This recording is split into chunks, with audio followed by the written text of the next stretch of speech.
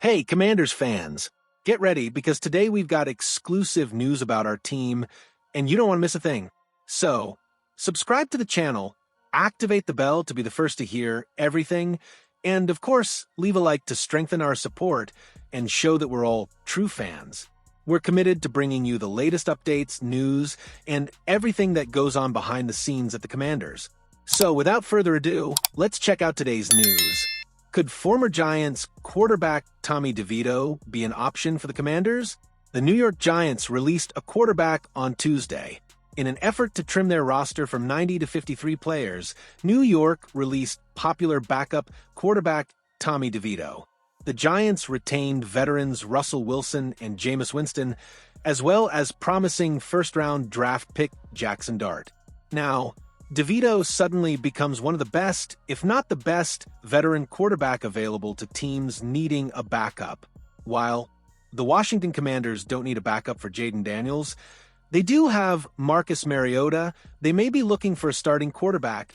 Why not Devito? There's a good chance Devito has several suitors. The Tennessee Titans hold the top spot on the waiver wire and are in dire need of a quality backup for rookie Cam Ward.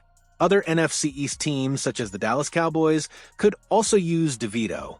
Devito, 27, was an undrafted free agent in 2023. He was forced to play as a rookie that season, struggled early on, but then led the Giants to a victory over the Commanders. In that game, Devito completed 18 of 26 passes for 246 yards and 3 touchdowns. He led New York to 3 consecutive victories that season, even earning NFC Player of the Month honors once. He opened the 2024 season as the Giants' number 3 quarterback. He would start 2 games for New York last season and return in 2025. To the dismay of Giants fans, Devito was released on Tuesday. He will have options. Josh Johnson and Sam Hartman struggled for the Commanders in the preseason. You'd expect that with a quarterback like Daniels and a veteran like Mariota, they wouldn't keep 3 passers. However, Mariota has been dealing with Achilles tendonitis throughout training camp. Therefore, keeping 3 quarterbacks for a team with Super Bowl aspirations makes sense, at least until Mariota is 100%. Another thing to remember, the Commanders play the Giants in Week 1, less than 2 weeks away. The Commanders just signed a player Browns fans couldn't get rid of fast enough. We'll see how this plays out. Adam Peters isn't one to delay decisions when he's convinced. This came in handy when the Washington Commanders finalized their 53-man roster before shaping the team's practice squad for next season. Some decisions were obvious. Others were more controversial. A new arrival caused some confusion among fans, although it's not taking the Commanders long to figure out if there's still untapped potential. Washington's practice squad is primarily composed of players who participated in the team's preparations this summer. There have been a few new arrivals, including cornerback Darius Rush. The Commanders signed experienced cornerback Darius Rush to their practice squad. The former South Carolina standout has been bouncing around the league after being released by the Indianapolis Colts just 1 season into his career. His last stint with an NFL franchise lasted 2 weeks, and Cleveland Browns fans couldn't wait to get rid of the defensive back after some mediocre performances during the preseason. Rush is getting a chance to establish himself in Washington. He has the size and height typically associated with cornerbacks in the Dan Quinn and Joe Witt Jr. scheme. Expecting miracles is unrealistic, but there may be a chance he could break through, depending on the weekly matchups as the campaign progresses. The Commanders opted to carry only 5 cornerbacks. 4-time Pro Bowler Marzon Lattimore and rookie Trey Amos, a second-round draft pick, will start as the team's cornerback duo.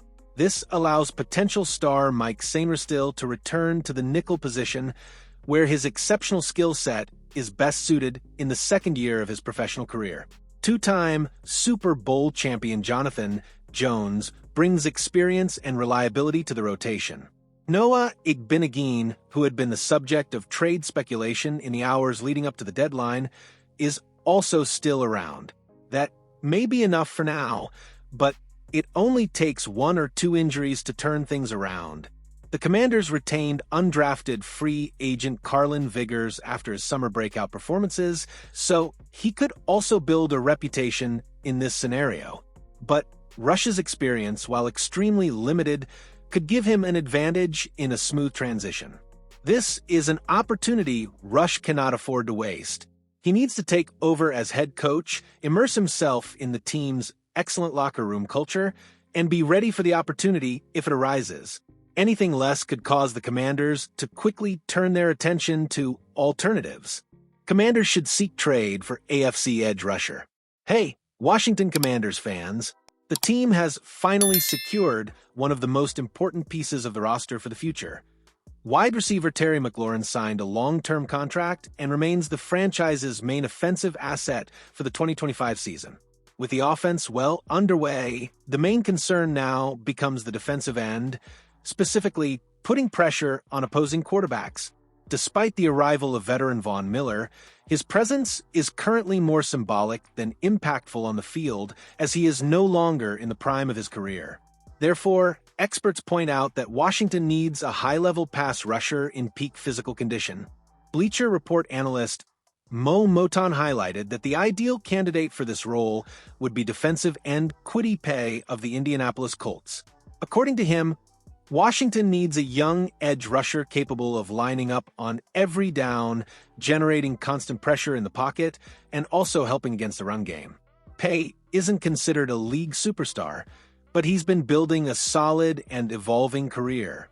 At 26, he's had 2 consecutive seasons with at least 8 sacks, in addition to recording 10 tackles for loss in 2 of his 4 professional seasons. These numbers demonstrate consistency and potential for growth.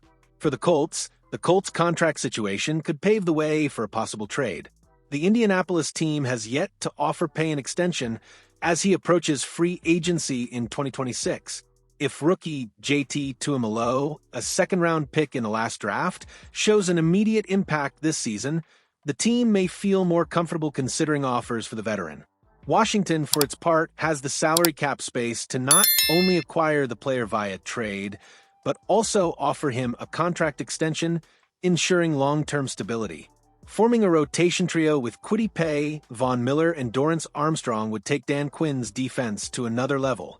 It's worth remembering that Quinn has a history of getting the best out of his pass rushers, the most recent example being the resurgence of Dante Fowler Jr. in 2024 when the coach managed to revitalize his career.